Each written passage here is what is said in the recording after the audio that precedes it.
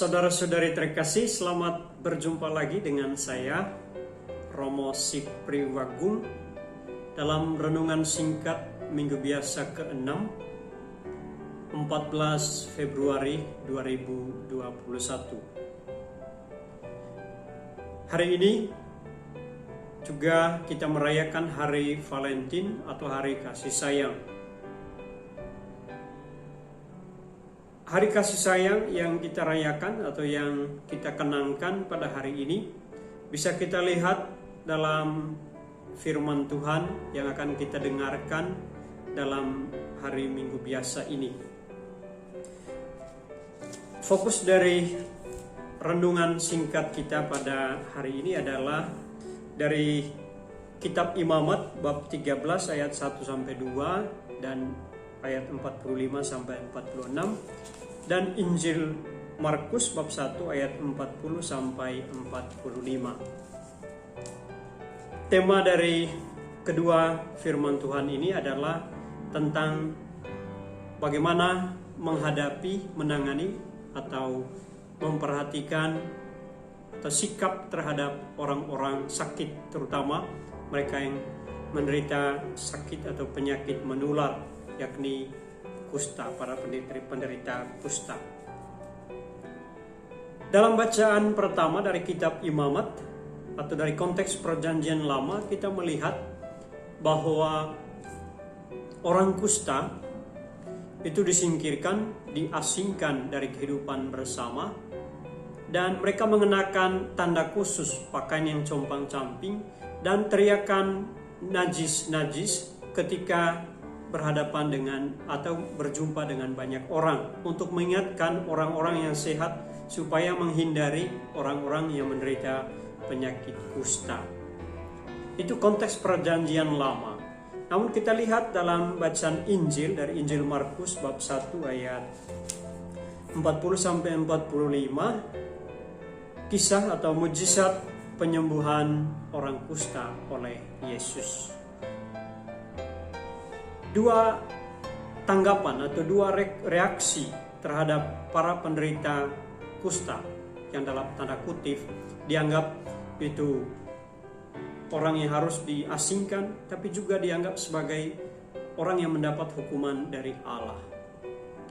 Dalam kitab Perjanjian Lama, terutama dari kitab Imamat, kita lihat bagaimana sikap jemaat Perjanjian Lama terhadap sesama yang menderita. Mereka itu diasingkan, disingkirkan, dan dianggap orang yang berdosa atau orang yang melakukan kesalahan, karena itu dihukum oleh Allah.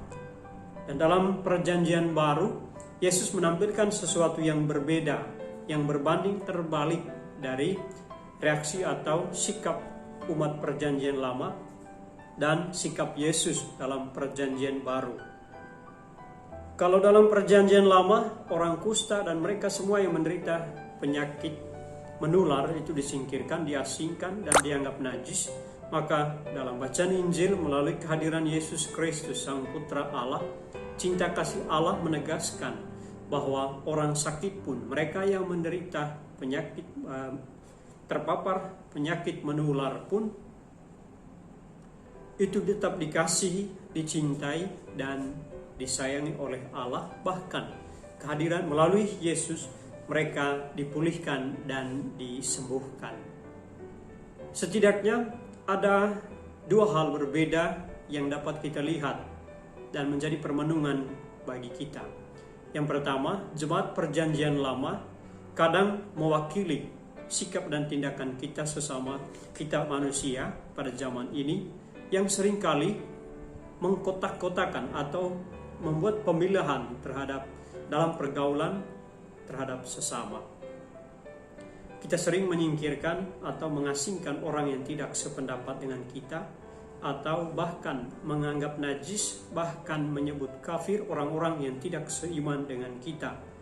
Maka firman Tuhan hari ini sungguh menegaskan bahwa segala ciptaan Allah itu baik di hadapan Allah, dan karena itu setiap kita diundang untuk mengasihi siapapun, baik yang sama dengan kita maupun berbeda, baik yang berasal dari keluarga terpandang maupun dari keluarga biasa-biasa, karena kita semua sama di hadapan Allah, sama-sama dicintai.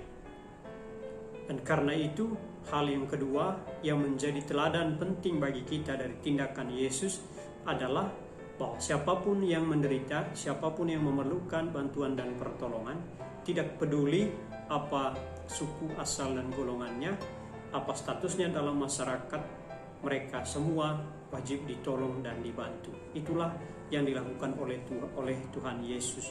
Ia tidak mengasingkan orang lain, ia tidak menjaga jarak terhadap para penderita kusta, tetapi ia mengasihi, ia menjumpai dan bahkan menyembuhkan. Saudara-saudari terkasih, inilah yang dapat kita renungkan pada hari Minggu biasa ini. Memang ada banyak hal yang bisa kita renungkan dari perikop Injil maupun bacaan pertama dan kedua hari ini, namun kita fokus pada hal ini tentang bagaimana tanggapan atau reaksi kita pada sesama yang menderita, sesama yang berbeda, sesama yang mengalami penderitaan karena penyakit menular. Sekiranya teladan cinta kasih Allah membantu kita mengasihi satu sama lain tanpa membeda-bedakan dan berupaya untuk saling membantu dan menolong walaupun kita berbeda. Tuhan memberkati.